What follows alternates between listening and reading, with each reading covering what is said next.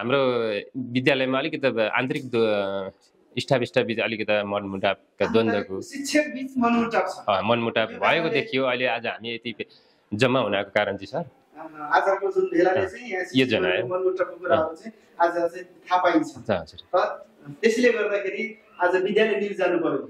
हजुर भने शिक्षकमा त्यो समस्या छ। हजुर केही गडबडी चाहिँ विद्यालयभित्र चाहिँ छ। यो चाहिँ मैले स्वीकार्नै पर्छ, किनभने यो नतिजाले देखायो तपाईको। अब अहिले मैले छैन, मैले त्यो भनेर हुँदैन, समुदायले भनिहाल्छन्। देखे यहाँ वास्तविकता कुरा त मैले लुगाएर हुने कुरा होइन।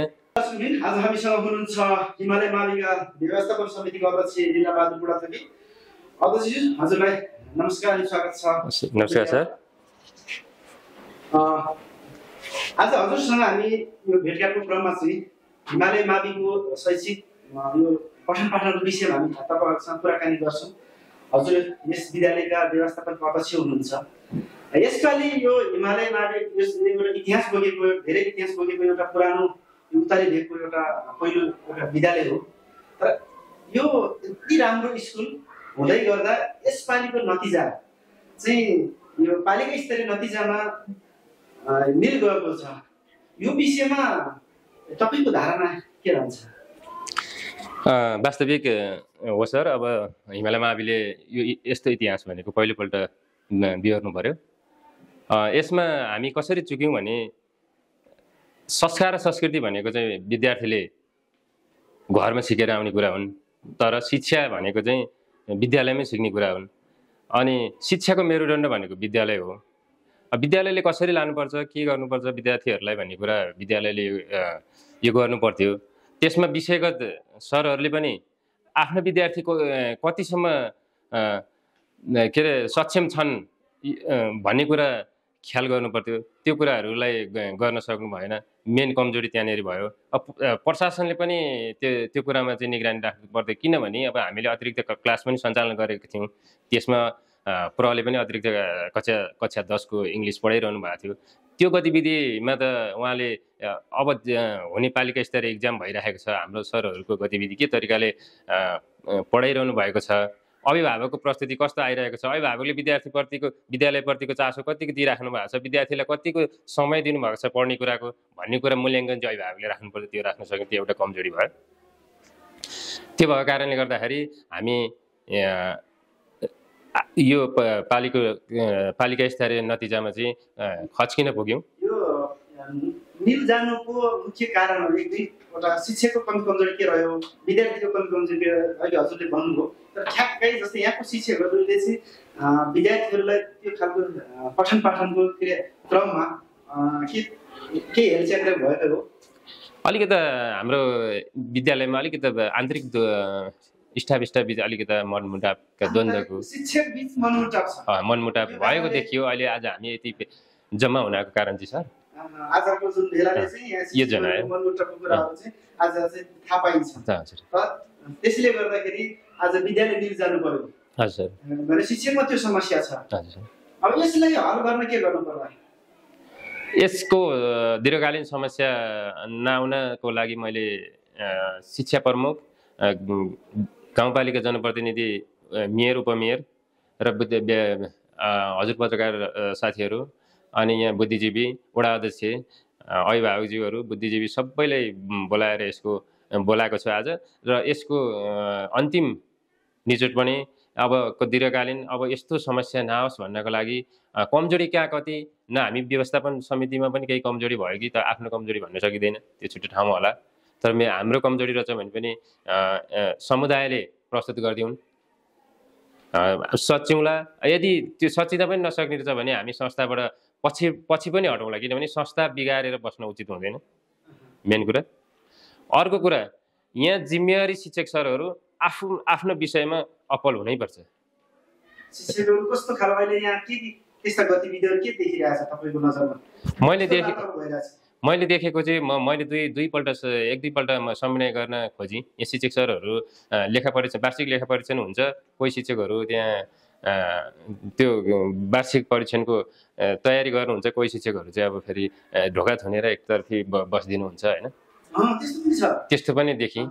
अरू कुरा के भयो भने अब विद्यालयले कसरी लाने भन्ने कुरामा छलफलमा जाँदा पनि अब केही शिक्षक सरहरूले चाहिँ हामी यसमा विमति भनेर चाहिँ सिग्नेचर गर्नुभयो। सर किन यस्तो हाम्रो कमजोरी छैन शिक्षकहरूलाई पार्टीले त्यस्तो खालको युज गरिरहेको छन् कि दुई तिनवटा पार्टीले त्यो कुरा चाहिँ वास्तविक मैले थाहा भएन सर, तर केही गडबडी चाहिँ विद्यालयभित्र चाहिँ छ।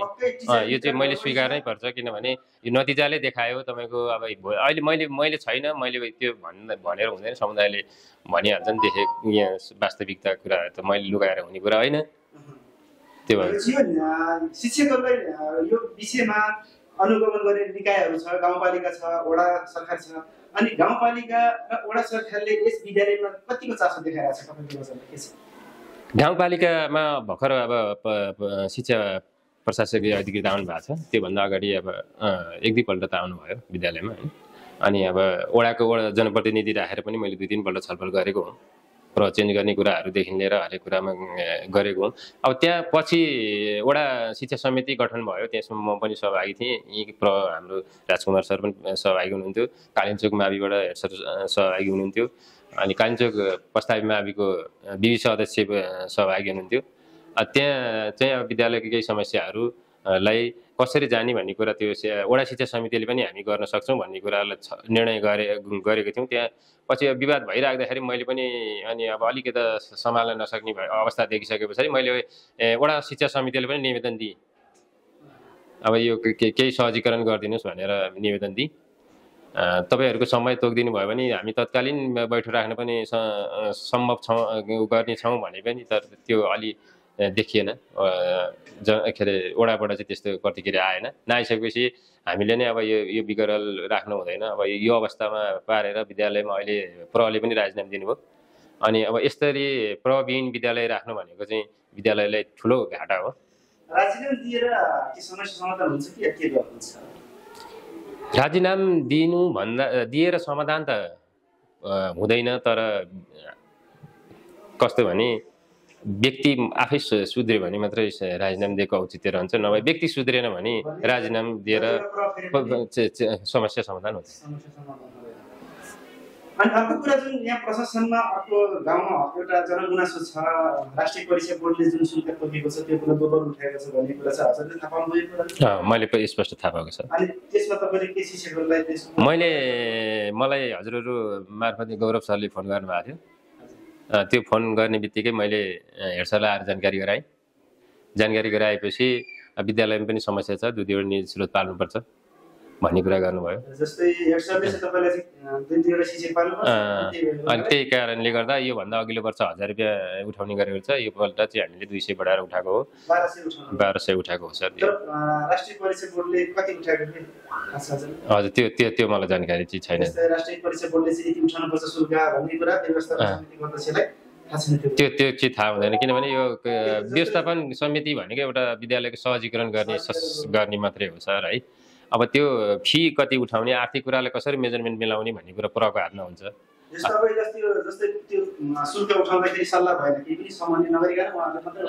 त्यो समन्वय चाहिँ यस्तो भयो, हामीले पोहोर सालै एउटा 1000 रुपियाँ उठाउनुपर्छ, विद्यालयले भारलाई अलिक कम हुन्छ कि भन्ने कुरा थियो। त्यो अनुसारले उहाँहरूले उठाउनु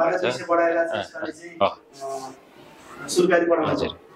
अरू तपाईको विद्यालयमा यहाँ चाहिँ त्यस्ता कमी कमजोरी के कस्तो होला? विद्यार्थीको त्यस्तो कमजोरी के छ? विद्यार्थीको कमजोरी पनि अभिभावकको पनि कमजोरी छ, किनभने सामुदायिक विद्यालय भनेको समूहको अधिकारभित्र हुन्छ। समुदायको अभिभावकले मेरो विद्यार्थी कस्ता छन् भन्ने कुरा एक दिन पनि आएर विद्यालयमा गर्नुहुन्न, सोध्नुहुन्न। कुन सरले कस्तो पढाउनुहुन्छ भनेर सोध्नुहुन्न। अनि तपाईँको समयमा विद्यालय पठाउनुहुन्न। अब त्यो विद्यार्थीको हाजिर रेकर्ड हेर्दा पनि थाहा हुन्छ। त्यो अलिकति जिम्मेवारी चाहिँ अभिभावकले पनि लिनुपर्छ।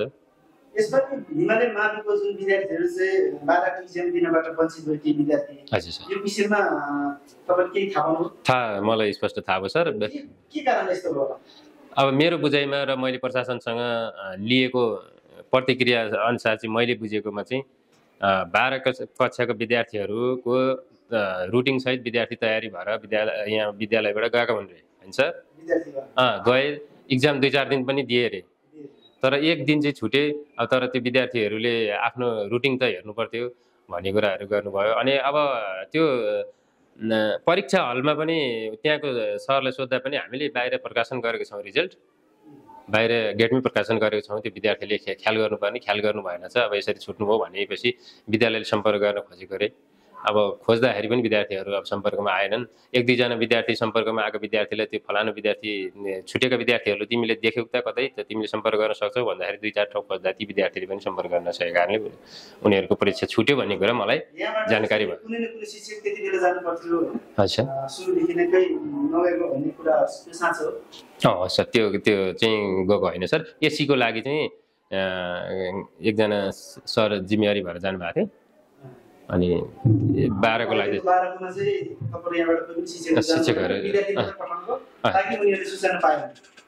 सूचना त अब त्यही हो सर। अब पहिला इक्जाम त दिएको हुन् भनेपछि अब बिचमा कसरी चाहिँ छुटे भन्ने कुरा, त्यो कुरा चाहिँ लस भयो सर। त्यो भयो, तर कसरी छुटे पहिला कि पहिलो दिनै भएपछि विद्यालयको पनि केही गल्ती हुन्थ्यो कि त्यो बिचमा चाहिँ के भयो भन्ने कुरा म पनि यसमा जानकारी छैन। विद्यार्थीले चाहिँ स्कुलमा फोन गर्दाखेरि फोन उठेन भन्ने कुराहरू पनि गुनासो आएको थियो। हजुर सर, यो कुरामा तपाईले के छ? विद्यार्थीले फोन गरेको कुराहरू त उहाँहरूले मसँग जानकारी गराउनु भएको छैन। त्यो फोन रेकर्डहरू होला, केही अब माध्यम छ, अहिलेको डिजिटल माध्यममा के छ त्यो हामीले खोजौँला होइन सर। तर अब यी कुराहरूमा मैले बुझेको कुराहरू चाहिँ होइन। अब यो स्कुल अब निल नपठाउन त्यसलाई के गर्नुपर्छ तपाईले ट्याक्ट्या भन्नु? अभिभावकले यो गर्नुपर्छ, विद्यार्थीले यस्तो जिम्मेवारी गर्नुपर्छ र अरू प्रशासनले यो गर्नुपर्छ, व्यवस्थाले पनि सबै कुरा के गर्नु भन्ने बताइदिनुहोस्। यो सर, अब निल नजानको लागि अभिभावकले चाहिँ नियमित विद्यालय पठाउनुपर्छ विद्यार्थीलाई, र आफ्नो विद्यार्थी कस्तो के कति प्रगति छन् भन्ने कुरा पनि निगरानी राख्नुपर्छ, र विषयगत टिचरले पनि विद्यार्थीको स्तर उन्नति कतिको वृद्धि भएको छ भन्ने कुरा चाहिँ ख्याल गर्नुपर्छ। प्रशासनले त्यो अभिभावकका विद्यार्थी कमजोरी छन् भने सम्बन्धित शिक्षकले अभिभावकले जानकारी गर्ने, प्रशासनले चाहिँ अभिभावकलाई तुरन्त फोन गरेर विद्यालयमा ल्याउने वातावरण हुनुपर्छ। त्यो भयो भने विद्यालयमा सुधार हुन्छ। त्यो भयो भने अब अरू खासै गरिरहनु पर्ने भन्ने कुरा भयो। किनभने उहाँहरू त लोकसेवा लडेर योग्य भएर आएका टिचरहरू हुन् होइन। अब सरकारी जागिर भनेर उहाँहरूले त लडेर घुँडा टेकेर गरेर आएको, अब यहाँ त कमजोरी भन्ने त नहोला होइन। त्यही त सर, अब यहाँ यो जानुमा चाहिँ निल गयो। यो कारण चाहिँ के रह्यो भने अब यस्तै समस्या अब हरेक अब एकअर्कामा मनमुटाव हुने, एक ढिका नहुने होइन सर।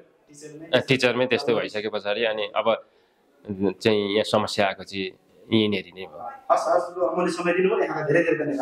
सर धन्यवाद।